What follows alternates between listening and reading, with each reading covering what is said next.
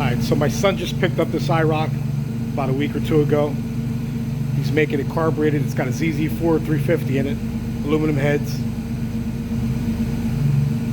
So he thinks this car is going to be so fast. Let's see how fast it's going to be. Now the only thing I have ready to race, I could race the Monty SS, but it's a stock 305 and it's pretty slow, to be honest with you. But I do have something right here for him. I'll probably give him a run. It's quick. Got to tune it a little bit more. It's not ready yet, but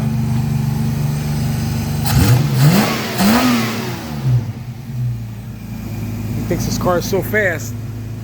We'll see how that works out for him.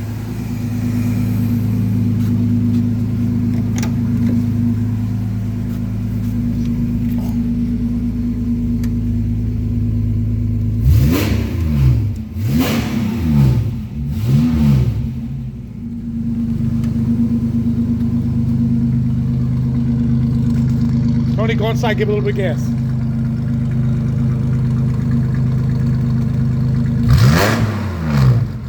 Alright, that's good.